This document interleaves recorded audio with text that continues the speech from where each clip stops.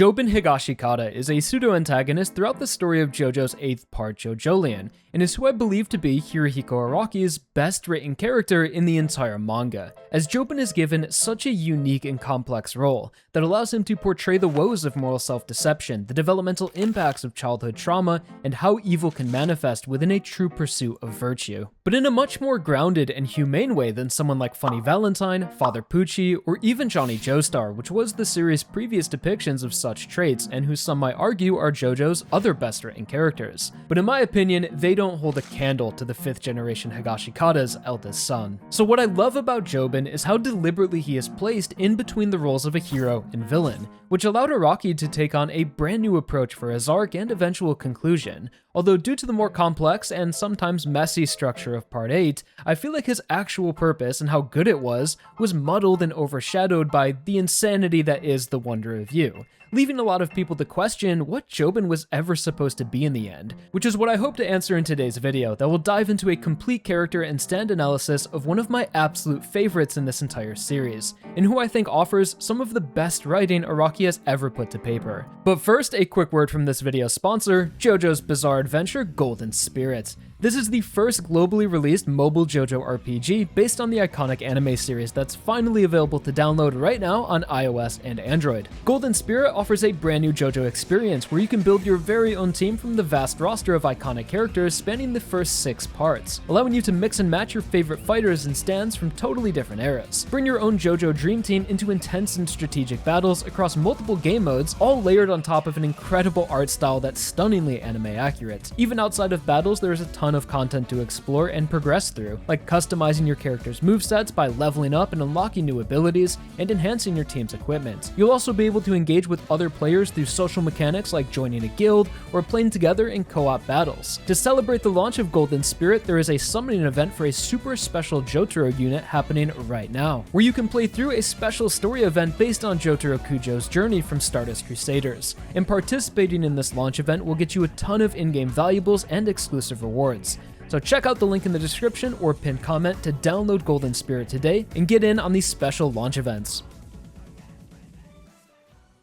So Jobin Higashikata is someone who's often labeled as a potential man, the trope of underused or wasted characters, the could have been, should have been guy. And while I find this label not entirely untrue, the sentiment is more a result of misplaced expectations, what people wanted to see, hype moments and aura, versus Jobin's true purpose to the narrative. So during the serialization of Part 8, many readers, myself included, viewed Jobin as a very likely candidate for main villain, similar to how people currently view Howler in the JoJo lands, as since Jobin's first introduction he had carried these sinister undertones, having a mysterious association to the Rock Humans, and was positioned as a rival to the hero Josuke, as these two were trying to achieve the same goal, the new Rokakaka fruit, but for their own personal reasons, albeit not selfish reasons, as they both wanted to save a family member, which posed an interesting moral dilemma. Who needs the fruit more, Holly or Tsurugi? Which sparks a proxy battle for not only the fruit but for the trust of the family, with Josuke in a sense replacing Jobin over time as the pride of the family, where Josuke goes to Jobin's father Norisuke and his son Tsurugi, warning them of his involvement with these villainous rock humans, all while Jobin desperately tries to hold on to whatever trust he has left, just until he can fulfill his dreams, hoping that the family will understand him in the end and that the means will justify the ends. So for a majority of Part 8, you had this really nice contrast building between these two with their clashing ideals. Josuke carrying a Joestar sense of justice who always strived to do what was right, while Jobin had always looked for shortcuts and justifies his immoral actions with moral or favorable results, which encapsulated the series' persistent themes of good versus evil, right versus wrong, but in a more nuanced way that even built upon the ideals of the previous villain Funny Valentine, but in a different way that offers more complex character dynamics and emotional stakes due to JoJolion's overarching theme of family. Although in the final arcs, we're introduced to the Wonder of You, who sort of hijacks the plot and refocuses everyone's attention, and it's during the final arc where Jobin meets his unexpected demise through a calamity, completely detached from the efforts or influence of Josuke, devoiding the story from a true final confrontation between the two, which kind of felt like Araki snuffed out the spark of their fuse early, a fuse which had been burning down since the early days of the story. And this conclusion rubbed readers the wrong way, making them indifferent to the character with no epic conclusion, but more of a "That's it?" reaction. Although putting expectations aside and looking at Jobin's story closer, I'd like to make the argument that his more sudden end was the perfect path for the character and ultimately necessary to achieve his dream. So to understand why the character arc works, we need to understand why Jobin is the way he is. And a good place to start is the past, where we can see where Jobin would form his worldview and influence a lot of his behaviors as an adult. So being the firstborn of a Higashikata generation, Jobin was destined to fall ill to their family's generational curse, a supernatural affliction where around the age of 10, the firstborn child's body and mind will turn to stone, resulting in death. Although eventually the family would discover a makeshift cure by using a shrine within Morio on the grounds that had the miraculous ability of equivalent exchange, the lands told in the legend of Johnny Joestar. So the elder family members would use this blessing to exchange the rock disease with their children and sacrifice themselves, typically the mothers. So during Jobin's youth, the expectation was that his mom Kato would eventually give her life to save him. Although when Jobin's time comes, Kato instead creates a new path, fueled by dark determination and motivated by Johnny's sins and a willingness to choose her own destiny instead of living a life that's already decided for her.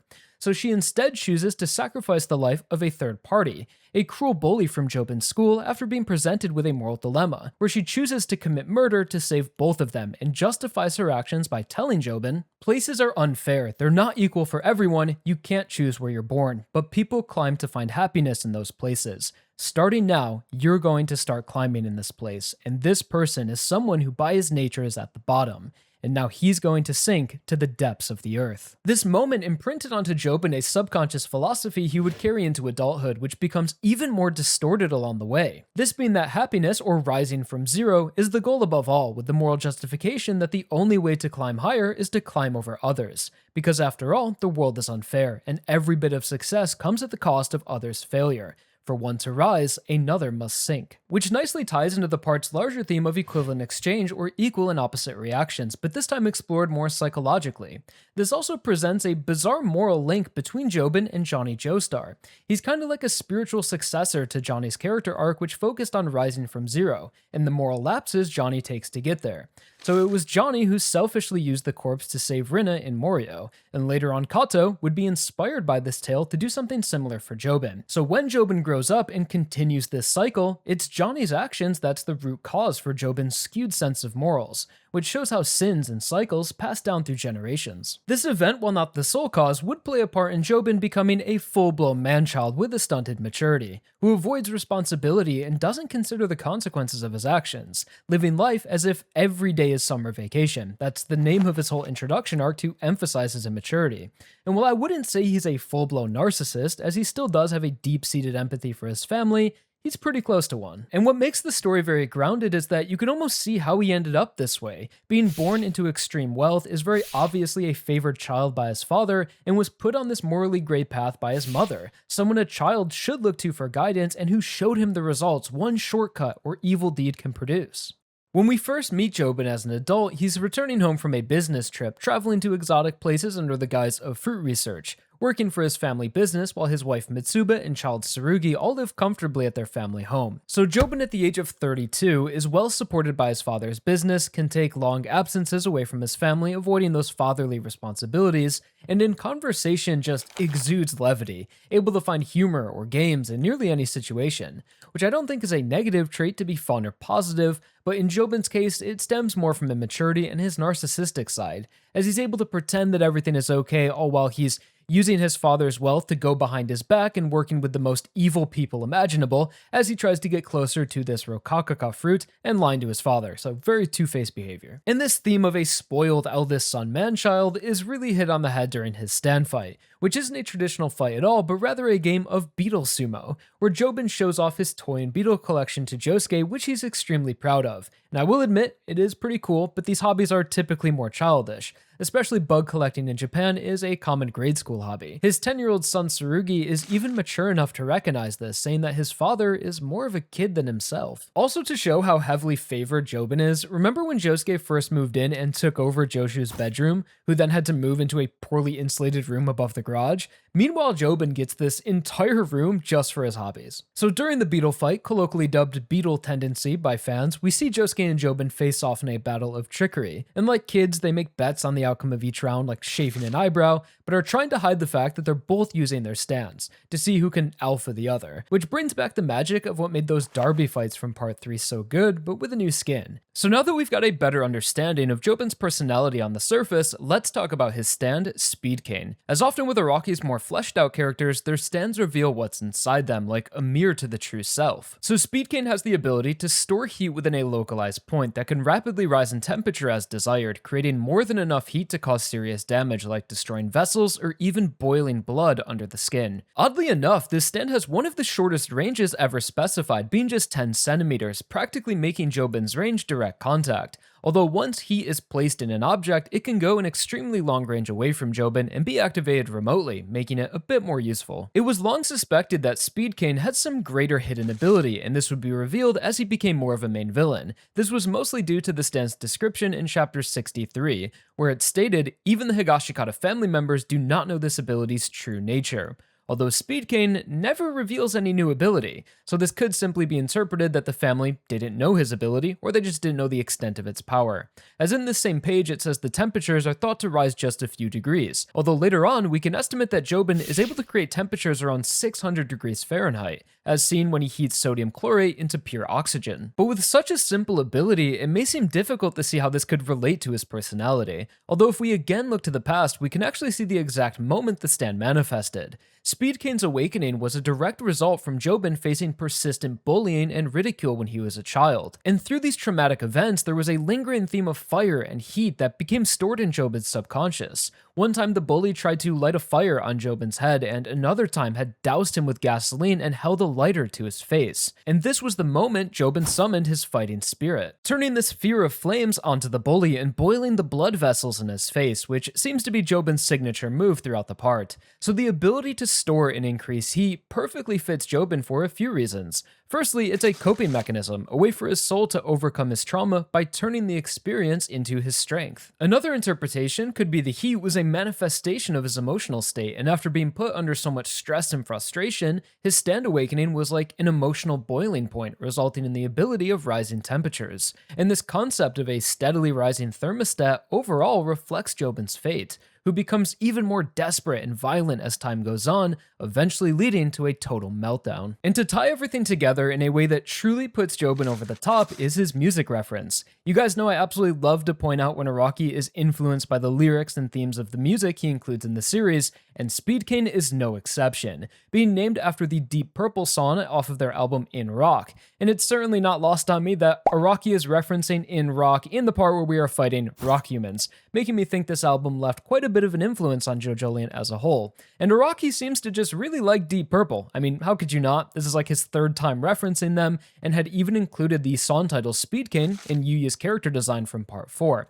So Speed Cane does fit Jobin very well, being a fast-paced rock song about desire, living in the moment, and pursuing goals, relating to Jobin's new age ideals and shoot from the hip mentality. But this was also kind of the only choice Araki had off of this album, due to the Higashikata stand names all including Cane in the name. But there is another song from this album that I think fits Jobin a whole lot more, and that's Child in Time. This hard rock masterpiece laments to the futility and consequences of war. Being written during the eras of the Vietnam and Cold War, it's a response to the absurdity of it all, and I find is a profound analogy to JoJolion's themes. This 10-minute long anthem only contains a few lyrics, which are sung in a somber tone in between electric solos and crashing percussion, reflecting the hot and cold state of the world at the time, and how it felt like at any moment it could just erupt into chaos, as well as warns of nature's proclivity to retribution, essentially saying, what comes around goes around. The lyrics refer to a man shooting blindly at the world, a metaphor for human nature, how nations and empires throughout time have engaged in constant conflict, but every violent action taken by man begets a reaction. And when you're just shooting bullets blindly, you're left to the mercy of your own ricochet, the effects of your actions coming back at you, a karmic retribution. So with Jobin's namesake coming off this same album, I find it hard to ignore how Child in Time remarkably parallels his character arc. So we'll take a listen to each verse and I'll give some notes along the way. And if this section is muted at all in the future due to copyrights, I'm sorry about that, but the lyrics will still be on screen, or you could just listen to the song separately.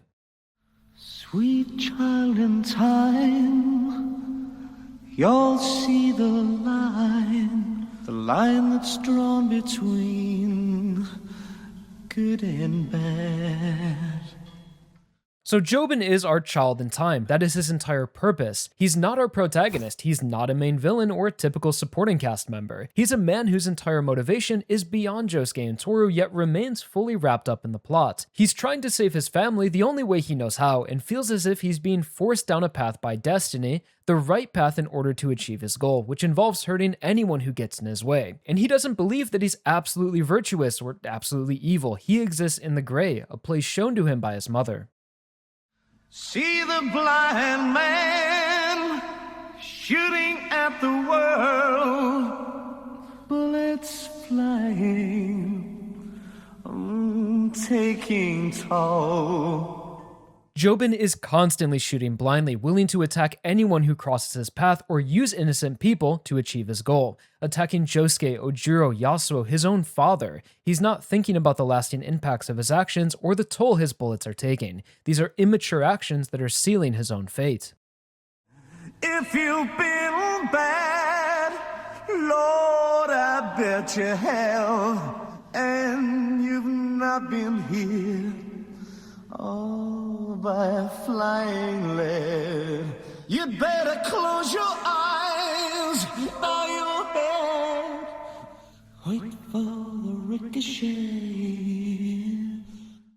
Mamazuku Rai explains to us Wonder of You's karmic retribution, an ability that amplifies the stand's damage depending on the negative karma of its target. This concept is brought up right before Jobin's death, where after he's reached his absolute lowest point, he's struck by a calamity. But the way this plays out is very important. So Wonder of You hides under the bedsheets and Jobin lets out a stand barrage, blindly attacking something he couldn't see or understand, and ended up heating a can of hairspray on the bed, causing it to explode. And it's ultimately the ricochet of Jobin's own attack that leads to his death, showing that his actions throughout the part earned him so much negative karma that something as small as a plastic straw is what deals him in at the end.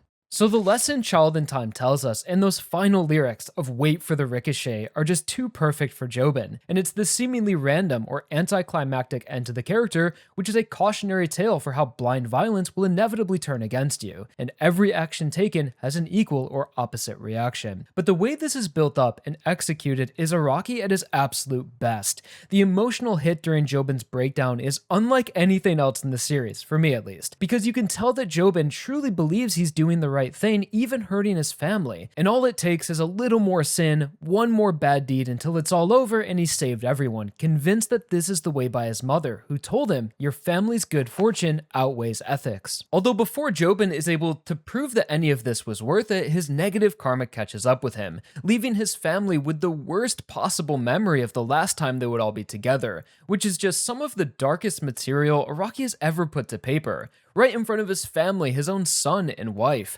with no redemption or ever having the chance to be understood, and without ever being able to see the results of what he essentially traded his humanity for, taking it upon himself to carry the burden of sin and corruption, believing the evil deeds were the only way to save his family, and that his father's pure heart was actually dooming their future. And this tragedy is Jobin's perfect conclusion, as he really didn't deserve to be rewarded for all of the pain and suffering he caused, at least not personally. But even after he's gone, you can still feel his lasting impact, as Araki does an excellent job of acknowledging all of his efforts, resulting in a balanced outcome, making sure he wasn't just a complete waste. As in the final chapters, when Kato returns with Tsurugi to pass the rock disease to Toru, this not only cures Tsurugi, but breaks their family curse. And that couldn't have happened without Jobin, which is fulfilling his dream in spite of what Toru says. And seeing how this plays out, it gives you a new perspective to his purpose, playing a role in between Josuke and Toru. So to reflect that, his story doesn't end like a hero's or a villain's. He loses his life through calamity and personally suffers,